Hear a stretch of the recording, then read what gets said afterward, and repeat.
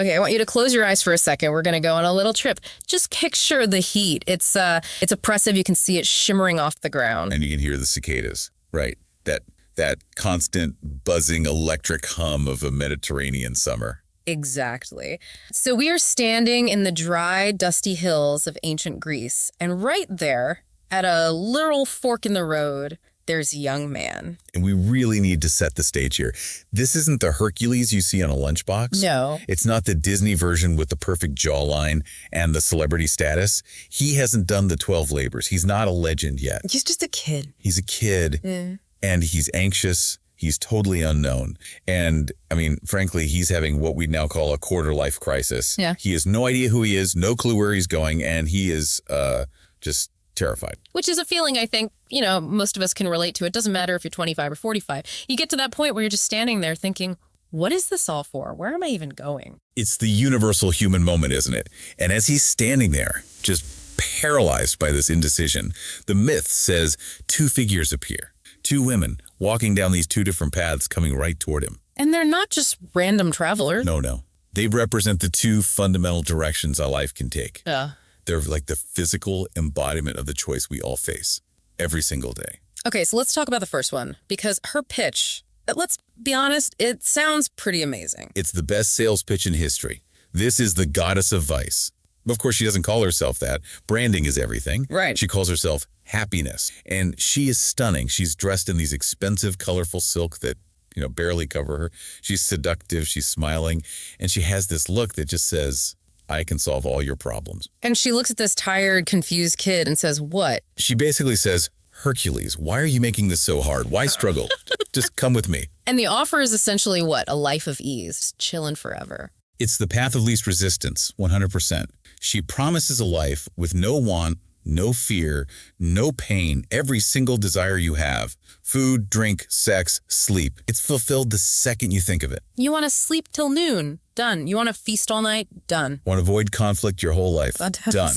It is a life of absolute total ease. It's the ultimate shortcut to satisfaction. I mean, when my alarm goes off at 6 a.m. on a Monday and it's cold and raining, that sounds fantastic. That sounds like the dream. It's intoxicating. Okay. It's the life hack. It's the lottery ticket. It's the promise that you can have all the rewards without any of the work. But then you have the other figure. The goddess of virtue. And she is the complete opposite in every way. She's wearing a plain, simple white robe. She's not flashy at all. She doesn't try to manipulate them. In fact, her sales pitch is, it's probably the worst marketing campaign in the history of persuasion. It's basically, come with me and I'll make you miserable. Pretty much. She looks him right in the eye. She doesn't smile. And she says, I have no prizes to offer you other than what you earned for yourself. Wow. She promises the road will be long. She promises there will be sacrifice. She says there will be moments you're scared, moments you're in pain, moments you're so exhausted that you just want to quit.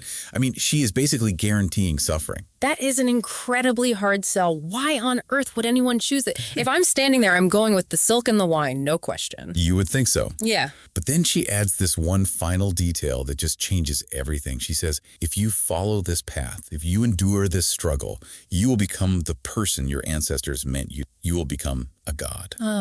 She offers potential. The other path offers comfort, but it just leads to nothing. Virtue offers pain, but it leads to destiny. And Hercules, in that quiet moment, he makes the choice that defines him for all time. He chooses the hard road. He chooses virtue. And that story, that specific moment of decision, that is the anchor for the book we're deep diving into today. We are unpacking Discipline is Destiny by Ryan Holiday. And looking at this stack of notes you've brought, it seems like the core argument is that every single one of us, we're all Hercules. We are. We might not be fighting lions or chopping off hydra heads, but we're constantly standing at that intersection. Every single day. Every day. Every time you decide whether to hit the snooze button or get up. Every time you decide to eat the donut or the eggs. Every time you decide to, doom scroll on social media or read a book, you are choosing vice or virtue, the easy way or the right way. But here's the thing I have with the word discipline, and I think a lot of people listening might feel the same way. It just carries so much heavy baggage. It sounds like punishment. It sounds like a detention slip from high school. You lack It feels like I'm depriving myself of things, like I'm taking all the fun away. That is the big branding problem of discipline. You're absolutely right. We immediately associate it with not having fun. We think it means a life of, gray walls, cold showers, and eating raw kale. Right. But Holiday and he's drawing on the Stoics here, on teachings that have survived 2,000 years, he flips that completely upside down. His whole argument is that discipline isn't punishment. Discipline is freedom. Okay, that sounds like a paradox. How can restricting myself possibly be freedom? That sounds like something out of Orwell, like war is peace. It does. It really does. Until you look at the alternative. And Holiday uses this fantastic insight from Dwight D. Eisenhower to really nail the concept. Eisenhower said that freedom is really only the opportunity for self-discipline. The opportunity for... Exactly. Because if you cannot control yourself, you are not free. You're a slave. A slave to what, though? To your impulses. Yeah. To your addictions. To your laziness. I mean, think about it. If you can't say no to that second bowl of pasta, you aren't free to be healthy, are you? Yeah. You're being ruled by your appetite. If you can't put your phone down, you're not free to focus or to be present with your kids. You're being mastered by a device, by an algorithm designed specifically to hijack your brain. The disciplined person is the only one who's actually in the driver's seat of their own life. Precisely. The undisciplined person is just a passenger, being driven around by their lower desires, crashing into things, and then wondering why they can never get where they want to go. So the mission of this deep dive is to figure out how to take the wheel. And Holiday breaks this down into 3 domains. The body, the temperament, and the soul. Or as he puts it, the exterior, the inner domain, and the magisterial. I love that structure. It feels like a clear progression. It is. It's a ladder. And you have to start at the bottom rung. You have to start with the meat sack. The meat sack. Hey, it's true. You can't master the world. You can't lead a company. You can't write a symphony. If you can't even master the physical vessel that you inhabit. If your back hurts because you never stretch. If your brain is foggy because you eat garbage, you are starting every single day at a deficit. So let's jump into part 1, the body, the exterior. And to illustrate this, Holiday sets up this incredible contrast between 2 baseball legends, the Iron Horse and the Sultan of Swat. Lou Gehrig versus Babe Ruth. This is the ultimate case study in the tortoise and the hare. If the hare was an alcoholic glutton and the tortoise was a machine made of pure grit. Let's start with Gehrig, because I know the name and I know about the streak, that record for consecutive games played. But looking at these detailed, I had no idea how brutal it actually was. I just thought he was lucky or something. It's almost hard to believe. So Lou Gehrig plays 2,130 consecutive games. For decades, that record was seen as, physically impossible to break. Right. But people look at that number and they think, oh, he must have been blessed with a body that just didn't break. No, he was breaking constantly. He was injured all the time. You have a note here about his hands that actually made me wince when I read it. It's horrific. Late in his career, doctors took x-rays of Gehrig's hands, and they found 17 healed fractures. 17. Wait, let me just process that. So he was batting swinging a heavy piece of wood at a 90-mile-an-hour rock with broken... Repeatedly, over and over and over again. And he never mentioned it. He didn't take a day off. He just taped them up and he played. He played through fever so high he was hallucinating at the plate. Wow.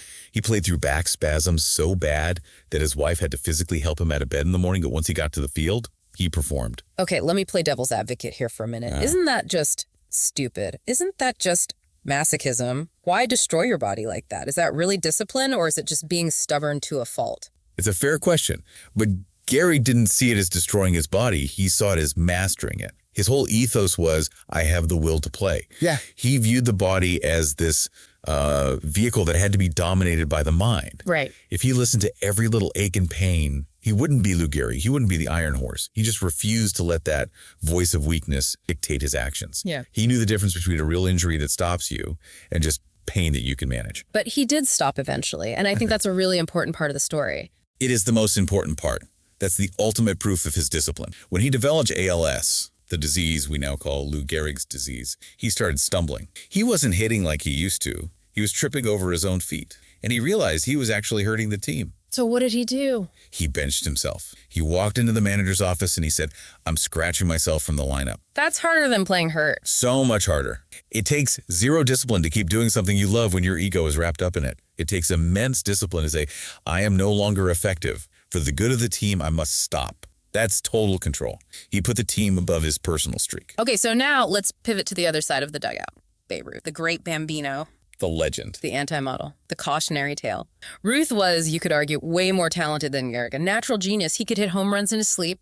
But he was a man-child. He had absolutely no governor on any of his appetites. He was just pure, unfiltered impulse. The diet details in the book are Honestly, they're nauseating. I want you to walk the listener through a typical Babe Ruth breakfast, because this is just mind-blowing. Okay, brace yourself. This is a breakfast of champions, if champions are trying to die at 40. Oh.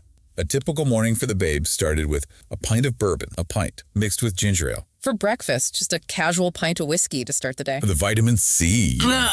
And that was followed by a porterhouse steak, 4 fried eggs, and a pile of fried potato. And that's just to get the engine running. Right. That's just 8 a.m. Then, for a little smack before the game, he might have, say, 4 hot dogs and wash them down with half a gallon of Coca-Cola. My stomach hurts just hearing this. He was consuming thousands upon thousands of calories and huge amounts of alcohol. He would stay out all night, every night, carousing. And it caught up with him, obviously. Oh, spectacularly. There was the famous bellyache heard around the world. He was actually hospitalized for an intestinal abscess caused essentially by gluttony. He almost died. He let his team down constantly. He missed huge chunks of seasons because he was out of shape or sick. And Holiday's point here is this. Babe Ruth was great, yes, but he left so much potential on the table. He could have been the undisputed greatest of all time for 20 years if he'd had even a fraction of Gehrig's play. Exactly. He declined so rapidly, his body just fell apart because he treated it like a trash can. He died relatively young. Meanwhile, Gehrig, who was a chubby kid, not some natural-born athlete, he squeezed every single ounce of potential out of his. It's such a powerful reminder that talent is discipline is the equity you build on top of that talent. But let's bring this down to earth. Most of us aren't playing Major League Baseball. We're just trying to get to work on time. And the first battleground for the body is always the alarm clock. The battle of the blanket, the universal struggle. Holiday calls this strategy attack the dawn. And he brings in a really surprising example here. Toni Morrison. Before she was a Nobel Prize winner, before Beloved, she was living a very, very different. She was a single mom. She had 2 jobs. She was a book editor at Random House and also a teacher. And she had 2 small children. Her time was absolutely not her own. I think a lot of parents listening can really identify with that feeling of just being owned by the schedule. You wake up, get the kids ready, go to work, come home, make dinner, crash. There's no you time. Exactly. So she realized the math just didn't work unless she changed the variables. She realized the only time she could possibly own was the time before the rest of the world woke up. So she started waking up at 4 a.m. At 4 a.m., in the pitch dark, she would make a cup of coffee and just sit there in the quiet. And she wrote something really profound about the light, didn't she? She did. She said it wasn't about the sunrise itself. It wasn't about the, poetic beauty of the sun coming up. It was about being there before the light arrived. It was about claiming that territory, being awake before the word mama was shouted from the other room, before the bills had to be paid, before the commute started. That early morning hour was the only real freedom she had in her day. Totally reframes waking up early from a chore into a strategic advantage. It's not, I have to get up, it's, I'm stealing this time from. Precisely. And this is not a new idea. Marcus Aurelius, the Roman emperor, literally argued with himself in his journals about this very thing. Right, and meditation. Yes. You have the most powerful man in the entire world, huddled under his blankets, basically going, ugh, it's cold outside. I don't want to go do the work of a human being. I'm warm here. The pillow is soft. That makes me feel so much better about myself. If the Emperor of Rome wanted to hit the snooze button, I can forgive myself for doing it once in a while. Right. Even emperors struggle to get out of bed. But he shames himself in. He asks himself, is this what I was created for? To feel nice? To huddle under blankets and stay warm? Or was I created to do the work? So the takeaway isn't that everyone needs to join the 4 a.m. club. It's that if you don't intentionally carve out time for your main thing before the demands of the world rush in, it probably just won't happen. The morning is the only time you're least owned by other people. If you give that away, you're starting the day on the defensive. You're just reacting instead of creating. Okay, so let's talk about lifestyle. Because there is that temptation to take the easy path, like we talked about with Hercules, the comfortable life. But Holiday contrasts the strenuous life with the easy life. And he uses Teddy Roosevelt versus King George IV. It's another perfect pairing. Teddy Roosevelt was born weak, asthmatic, frail. His own father told him, you have the mind, but you do not have the body. So he just built the body. He constructed it. He embraced what he called the strenuous life, hiking, boxing, rowing, hunting. He pushed himself to the physical limit constantly, and he became this dynamo of energy. You contrast that with King George IV. The Prince of Wales. A cruel nickname, but an accurate one. He lived a life of total, absolute indulgence. His breakfast was pigeons and steaks and wine and brandy. Wow. He became so obese he couldn't even sleep lying down because the weight of his own chest would suffocate him. He had to sleep sitting up in a chair. That is a terrifying image. It is, and he died completely surprised by his own mortality. His last words were, "My boy, this is death." He had never faced a single hard thing in his entire life until the very end. And the insight here is so clear. No one has ever eaten or drunk their way to happiness. The easy life leads to misery. The strenuous life leads to capacity and resilience. Okay, so we've gotten up, we're awake, we're embracing the strenuous life. Now we have to look at our environment. Holiday argues that discipline isn't just internal, it's external. It's about the space we inhabit. And he brings up this concept of cleaning up your desk. And this brings us to Robert Moses. Now, Moses he's a controversial figure. He was the master builder of New York City, displaced thousands of people, very complicated legacy. But his productivity was inhuman. At one point, he held 12 different official government positions at the same time. I can barely handle answering my emails for one job. How do you possibly juggle 12 different commissions? He did it through the design of his workspace. He worked at a massive table, not a desk, a table. What's the difference? Why does that matter? The drawers. Moses hated drawers. He said drawers are where papers go to hide. Drawers are for procrastination. If you put a file in a drawer, you are basically saying, "I'll deal with this later." But by working at a table, everything was visible. Everything was out in the open. If a permit application was on his table, he had to read it, sign it, or reject it. He couldn't just stuff it away and forget about it. That is such a simple, brilliant hack. If you can't hide the work, you have to do the work. It connects to that culinary concept of mise en place. Everything in its place. Yeah. You look at a professional chef, their station is immaculate. The knife is here, the onions are there, the towel is there. Why? Because when the dinner rush hits, when the chaos begins, they don't have the mental bandwidth to start searching for a spoon. Holiday quotes the author Flaubert here, right? Be regular and orderly in your life. So that you may be violent and original in your work. That is the key. People think a messy desk is a sign of a creative genius, but usually it's just a sign of a messy mind. If you are wasting energy looking for a file, that's energy you're not using to solve the actual problem. Outer order creates inner calm. Speaking of outer order, we have to talk about the uniform, the whole section on dress for success. And the icon here is Angela Merkel, the former chancellor of Germany. Right, a quantum chemist who became a world leader. And for years, the German press was just obsessed with her clothes. They critiqued her hair, her pants, her colors. It was incredibly sexist, but it was also a massive distraction from her actual work. So how did she handle it? Did she hire a fancy stylist? She went the complete other way. She adopted a uniform, she found a blazer cut that she liked, and she just bought it in 50 different colors. She wore the same black pants, the same haircut, every single day. She Steve Jobs at it. She did. She realized that by standardizing her wardrobe, she eliminated decision fatigue. She never had to wake up and think, what am I going to wear today? But she also neutralized the media. After a while, they just stopped talking about her clothes because they were always the same. She forced them to talk about her policies. It's a middle path, though. She wasn't sloppy. She wasn't showing up in a tracksuit. Right. And that's the key distinction. You don't want to be a peacock, obsessed with vanity, spending 3 hours getting ready, but you also don't want to be a slob. If you look like a mess, people just assume your thinking is a mess. She dressed to show respect for the office, but she didn't let the clothes wear her. Before we leave the body, we have to touch on the ultimate lack of freedom. Addiction, being a slave to a habit. And we go right back to Eisenhower for the... Eisenhower was a chimney. He smoked 4 packs of cigarettes a day. 4 packs. That's 80 cigarettes. If you're awake for 16 hours, that is literally 5 cigarettes an hour. It's continuous. It was basically a full-time job just to manage his smoking. And he was constantly coughing, his blood pressure was through the roof. But the turning point for him wasn't actually health, it was pride. He realized one day that he wasn't choosing to smoke anymore. He was compelled to smoke. The cigarette was his master. And for a man who commanded the D-Day invasion, being bossed around by a little dried plant was unacceptable. Exactly. He issued an order to himself. He said, I will not trade my health for this. And he quit. Cold turkey. Just like that. That's a heavy note to end part 1 on. So, okay, we've tuned the engine. The body is ready. We're awake. We're dressed. Our desk is clean. But a Ferrari is useless if the driver is having a panic attack, right? So we have to move to part 2, the inner domain, the temperament. This is where the game is really won or lost.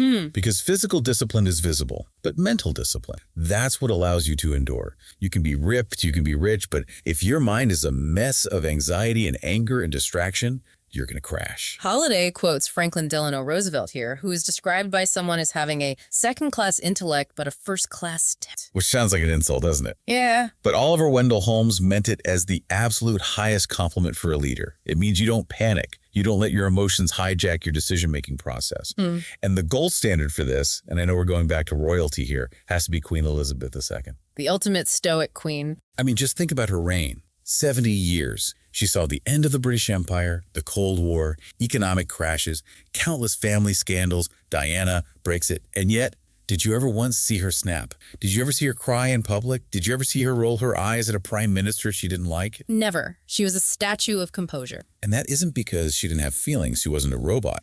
It's because she had the incredible discipline to keep her own counsel. Holiday contrasts this with our modern culture of oversharing. Today, if we feel the slightest twinge of anger or sadness, we feel this compulsion to tweet it or post it on TikTok or dump it on our friends. He calls it emotional incontinence. Exactly. We just leak energy everywhere. The Queen understood the immense power of silence. She lived by the motto, if things are going to stay the same, things are going to have to change. She adapted to times, but she never once sacrificed her dignity. She never let the public see this. But how do you actually do that? How do you maintain that focus when everyone in the world wants a view? This brings us to the incredible power of the word no. And Booker T. Washington is the prime example here.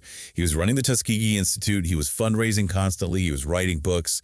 He was incredibly, overwhelmingly busy. And he realized that the greatest threat to his mission wasn't the KKK or the government. It was well-meaning people inviting him to dinner. Distraction disguised as opportunity.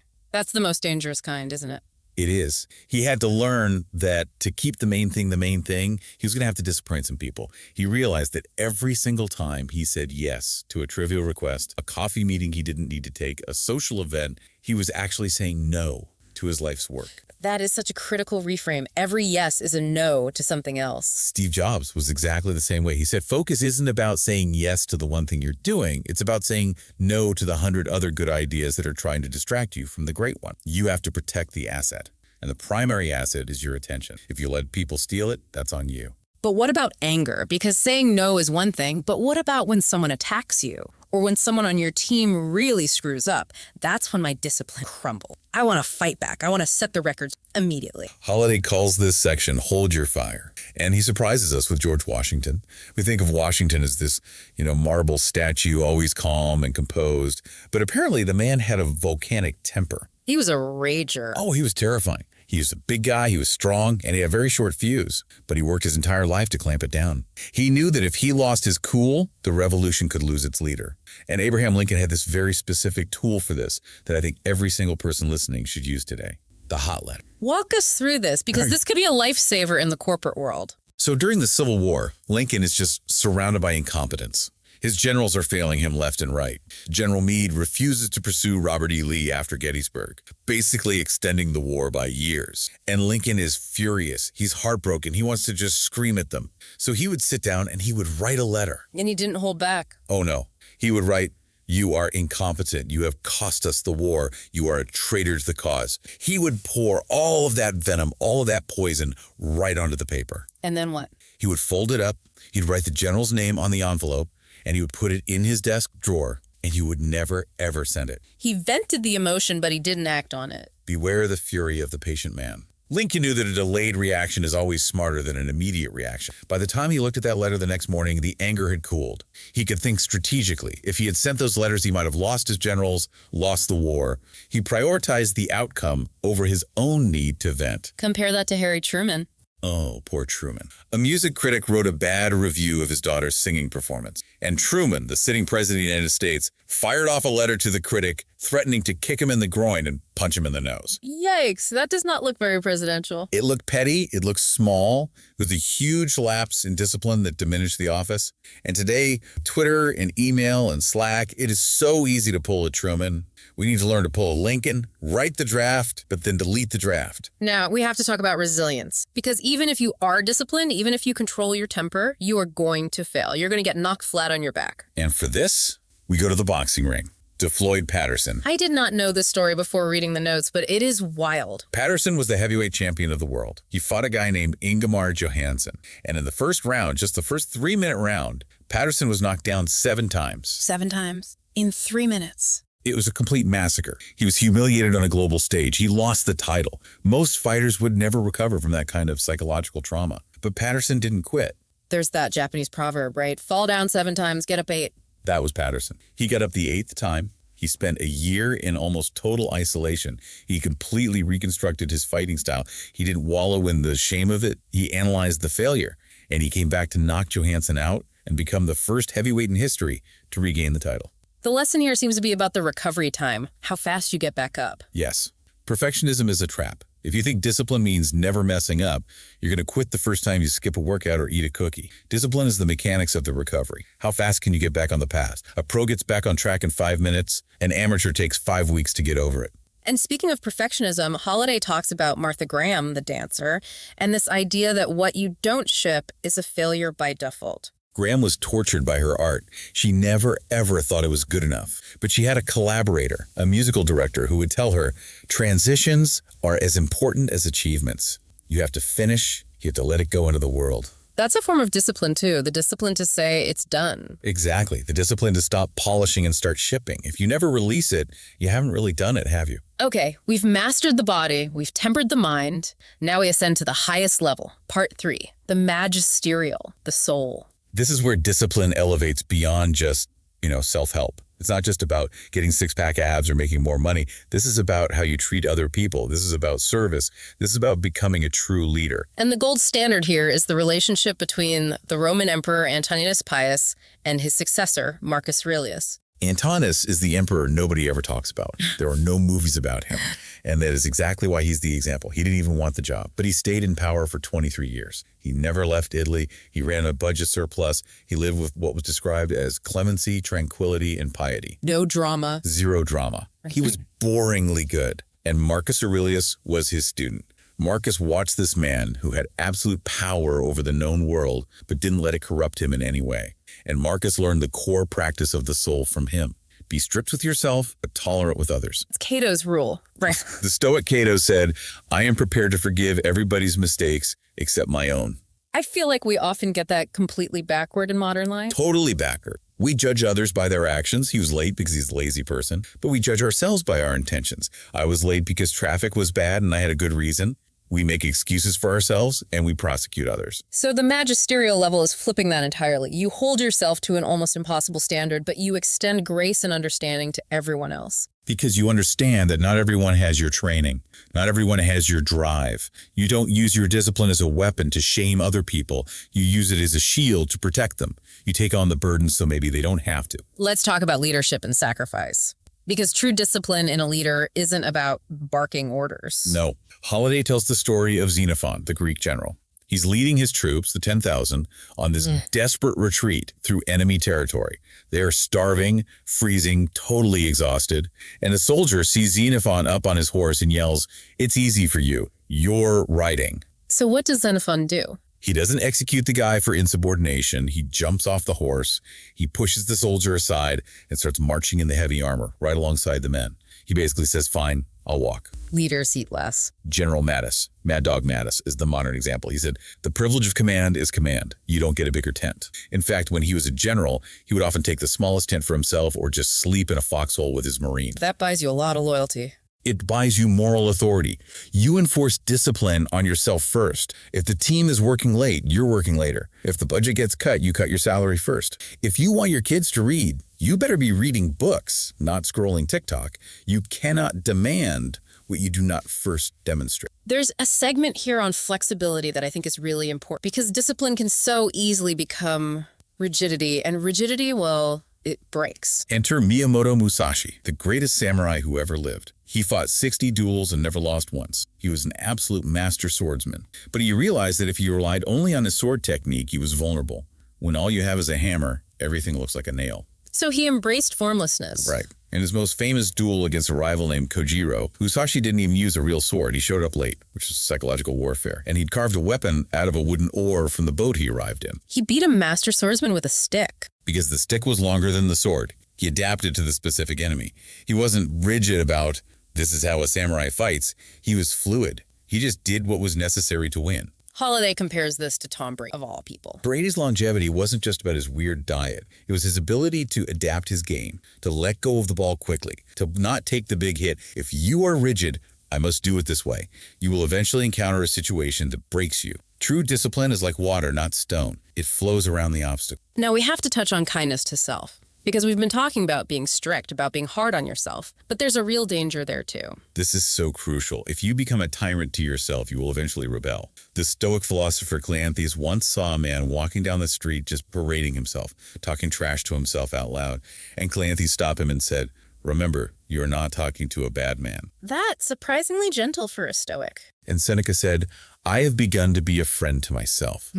You need to be a coach to yourself, not an abuser. There's a huge difference between saying, "Come on, tighten up, you could do better," and saying, "You're a piece of garbage, I hate you." One builds you up, the other just breaks you down. Correct. You have to love yourself enough to demand the best from yourself. If you're just cruel, you will eventually quit. It's not sustainable. Finally, in this soul section, we have the idea that virtue is the only good, even in defeat. And this story of Socrates retreating is fascinating. The Battle of Delium. The Athenians were completely routed. Everyone was panicking, throwing down their shields, and just running for their lives. It was total chaos. Yeah. But Socrates, he retreated differently. How so? Witnesses said he stalked like a pelican. He moved with such calm, such purpose, such dignity.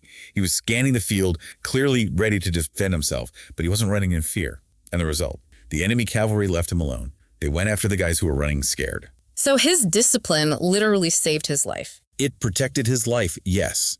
But more importantly, it protected his soul.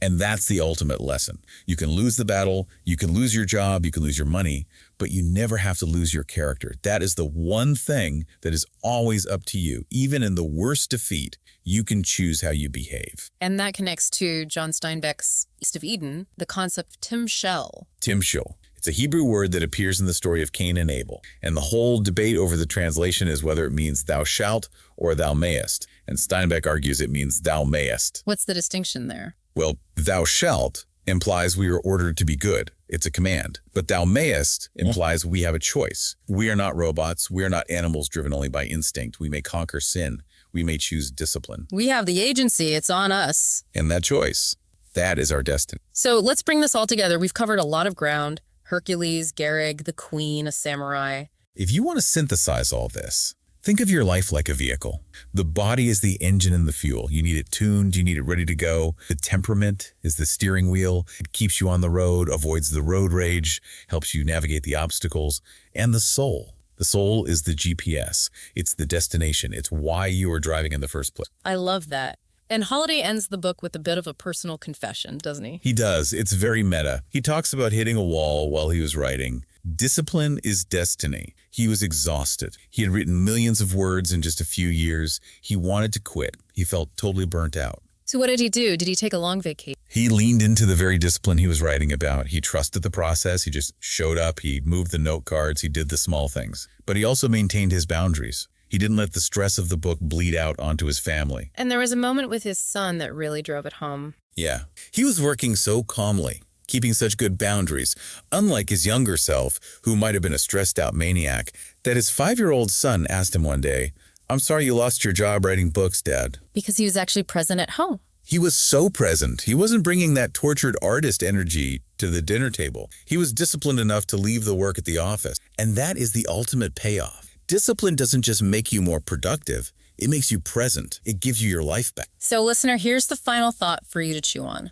Holiday says that procrastination is a form of arrogance. It's the arrogance of assuming you have a later. You might not. The graveyard of lost potential is filled with people who are just going to do that one other thing first. Yeah. People who are waiting for the perfect. Don't wait. Start small. Clean your desk today. Go for a walk tomorrow morning. Don't send that angry email. Grab the reins, because discipline is destiny. Will you choose the easy road or the road fit for a god? That's it for this deep dive. Thanks for listening. See you next time.